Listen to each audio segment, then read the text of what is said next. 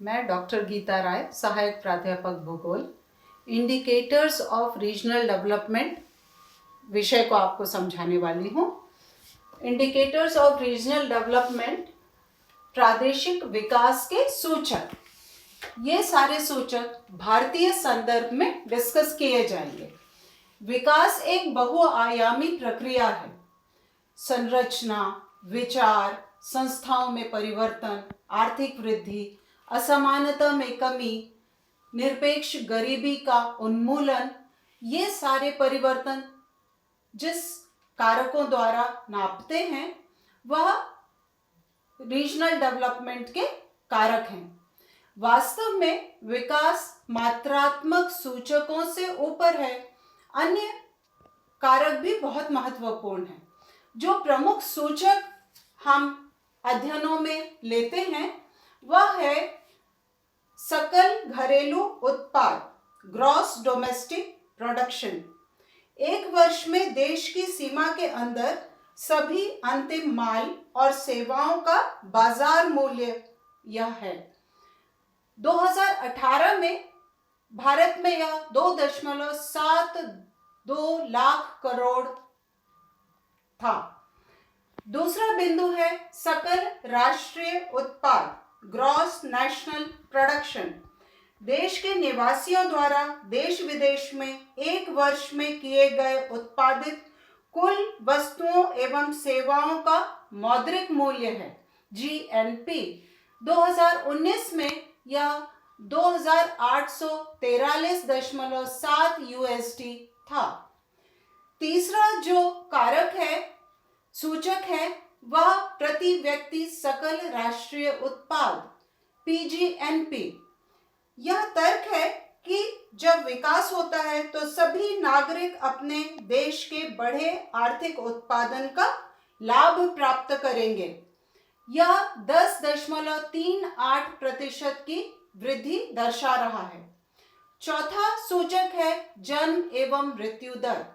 जब प्रादेशिक विकास होता है तो जन्म एवं मृत्यु दर में सुधार, निरंतर सुधार अपेक्षित होता है। भारत में प्रति हजार जन्म दर 18.2 और मृत्यु दर 7.3 आंकी गई है। पांचवा सूचक है जीवन प्रत्याशा। यह बहुत महत्वपूर्ण बिंदु है। भारत में वर्तमान में जीवन प्रत्याशा 69.7 वर्ष है। जीवन प्रत्याशा शिक्षा, स्वास्थ्य, स्वच्छता, जागरूकता के कारण भारत में इसमें सुधार हुआ है। इसे हम लाइफ एक्सपेक्टेंसी कहते हैं। छठवां कारक है बाल मृत्यु दर। दूरस्थ क्षेत्रों में स्वास्थ्य सुविधाओं का अभी भी अभाव है, किंतु फिर भी भारत के दृष्टिकोण से इसमें सुधार हो रहा है। भारत में प्रति 1000 जीवित जन्म बच्चों में 30.924 बाल मृत्यु दर अभी भी है, जो कि काफी है। इसमें सुधार की आवश्यकता है। नेक्स्ट जो बिंदु है वह है साक्षरता। भारत में साक्षरता, औसत साक्षरता 74.04% है। भारत के विभिन्न क्षेत्रों में इसमें बहुत असमानता पाई जाती है। आठवां महत्वपूर्ण बिंदु है मानव विकास सूचकांक। 2019 में भारत 129वें रैंक पर था। अभी विश्व के दृष्टि से भारत इसमें बहुत पीछे है। ह्यूमन डेवलपमेंट इंडेक्स, जिसमें भारत पीछे है।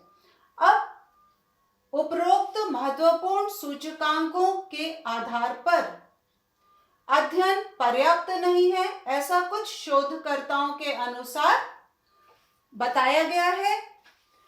और उपरोक्त को सही मानते हुए सारे निष्कर्ष नहीं निकाले जा सकते, समग्र आकलन नहीं हो पाता।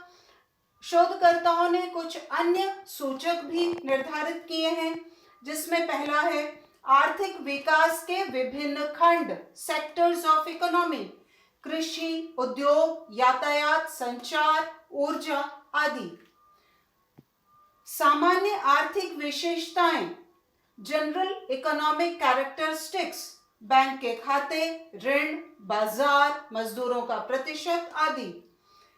तीसरा महत्वपूर्ण बिंदु माना गया है शिक्षा एवं स्वास्थ्य, एजुकेशन एंड हेल्थ सेक्टर, महिला साक्षरता, स्कूल छोड़ने वाले बच्चों की संख्या और प्रतिशत, अस्पतालों की संख्या आदि।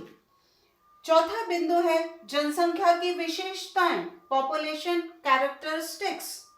जनसंख्या की विशेषताएं जो है वो बहुत महत्वपूर्ण है। पूरे भारत में जनसंख्या की विशेषताओं में अंतर पाया जाता है। जनसंख्या का घनत्व, ग्रामीण नगरीय जनसंख्या का प्रतिशत, नगरीय जनसंख्या की वृद्धि दर जिससे अर्थव्यवस्था पर बहुत प्रभाव पड़ता है। इस प्रकार उपरोक्त प्रमुख सूचकों के अलावा प्रादेशिक विकास के जो सूचक हैं जिनके आंकड़े मिलना जरा मुश्किल होता है, लेकिन फिर भी ये जो शोधकर्ताओं ने सूचक बताए हैं ये भी बहुत महत्वपूर्ण है। अब निष्कर्ष के तौर पर हम कह सकते हैं कि भारत के विभिन्न क्षेत्रों में असंतुलन मिलता है। उपरोक्त आकलन विकास हेतु नियोजन के लिए महत्वपूर्ण है। जब हम इन सूचकों पे अध्ययन करते हैं उसके आधार पर ही हम विकास के लिए नियोजन करते हैं और विकास के लिए नियोजन को विभिन्न क्षेत्रों में आवश्यकता अनुसार लागू करते हैं, तभी देश का और हर स्तर पर देश का विकास हो सकेगा। धन्यवाद।